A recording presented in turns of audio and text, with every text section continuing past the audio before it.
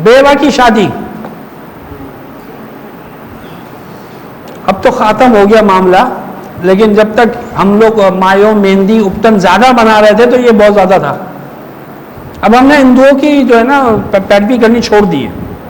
हिंदू हम थोड़ी बहुत, और हिंदू हमारा वैसे भी दुश्मन है इंडिया। अब हम क्या करते हैं, हम वेस्ट की करते हैं। अब हम मायो मेहंदी नहीं करते, हम ब्राइडल शावर करते हैं। किबला बदल, अब तो भाई वो ईस्ट में, ईस्ट भी जो है ना वेस्ट है। वेस्ट का मतलब वो, इससे वो वेस्ट नहीं है, ईस्ट भी वेस्ट हो गया। एक फिक्र है ये। वो कहते हैं कि भाई वो पहले ज़माने में होता था ना, कहते हैं फलाने ने भाई शादी करी कि गैर बरादरी में कर ली दूसरी। आजकल कोई गैर बरादरी में शादी नहीं होती है, ये समझ में आप, क्योंकि हर बिरादरी के अंदर एक बिरादरी पैदा हो चुकी है, ठीक है ना, और वो है वेस्टर्न बिरादरी। बिरादरी क्या होता है भाई, उसके लैंग्वेज होती है, उसके खाने पीने होते हैं, उसके कपड़े होते हैं, उसका रहन सहन है, उसके तौर तरीके हैं, ये असली बिरादरी बनती है। तो भाई वेस्टर्न बिरादरी का उनकी लैंग्वेज कौन सी,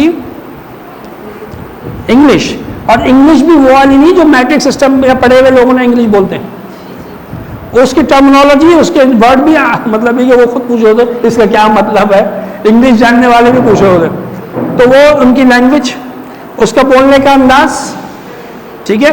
उसके बाद उनके कपड़े डिफरेंट होते हैं वो, नहीं, उसके बाद उनके खाने, उनको जो है ना बेकिंग आती है, कुकिंग नहीं आती, और देसी खाने अनहेल्दी। और ये क्या तुम लोग स्विमिंग करते हो तेल के अंदर, घी के अंदर है, तो खाने। अच्छा, खानों की जगह भी वो आपको पठान की जगह वो डंकिंग डोनट्स में मिलेंगे, वो इसी टाइप के। तो ये एक बिरादरी है। तो वो अगर खुद अपने कॉलेज में, यूनिवर्सिटी में कहीं से जाना मुलाकात हुई और शादी कर रहा है, तो वो अपनी ही बिरादरी में शादी कर रहा है भाई। हाँ, माँ बाप की बिरादरी अलग हो सकती है, लेकिन वो अपनी बिरादरी में कर रहा है। बात क्लियर है?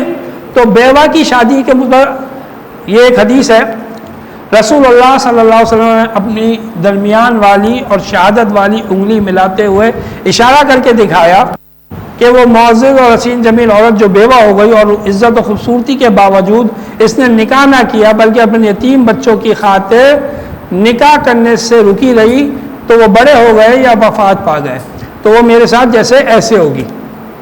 ये एक हदीस है जिसकी वजह से बहुत सारी औरतों ने बेवा होने के बाद शादी नहीं की, जबकि उनको ज़रूरत थी, जवानी थी, सब कुछ था।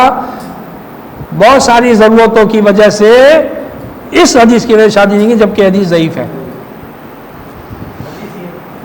ज़ईफ़ है ये हदीस नहीं, क्योंकि कुरान और बाकी जो है, देखिए अगर हम हदीस की बात करें, दलील की बात करें, उसमें भी मिलता है। अल्लाह ताला कहते हैं जो बेनिकाह का निकाह कर दो, ठीक है। और अकली तौर पे भी, रिसर्च भी है, डॉक्टर भी, सबके नज़दीक जो है उसका निकाह ज़्यादा ज़रूरी है कुंवारी के मुकाबले, जल्द अज जल्द। भाई ज़रूरतें हैं जो कि उसके ऊपर पड़ जाएंगी सारी, और वो कल तो पूरी भी नहीं कर सकती बगैर शौहर के। जी, डाइवोर्स वाली हो बगैर, हाँ, अकेली औरत है तो उसका निकाह होना चाहिए, जितनी जल्दी हो सके उसको डिले भी नहीं करना चाहिए खामखा में। अब वो जो यूँ क़यामत के दिन मेरे साथ ऐसे होंगे, वो वाली जो हदीस है, जो सही हदीस है, वो ये है कि अल्लाह के नबी सल्लल्लाहु अलैहि वसल्लम, मैं और यतीम की किफ़ालत करने वाला जन्नत में ऐसे होंगे, और आप सल्लल्लाहु अलैहि वसल्लम ने अपनी दरमियाने वाली शहादत वाली उंगली को मिलाकर इशारा फरमाया। ये यतीम की किफ़ालत के ऊपर है, ये बेवा जो कि ज़रूरत है उसकी।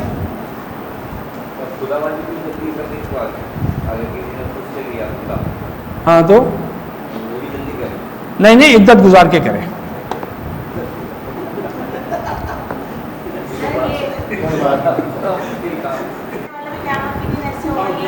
जी है कि जो उसमें तादाद भी है, इतनी बेटियों की परवरिश करने वाला भी है। जी बिल्कुल है।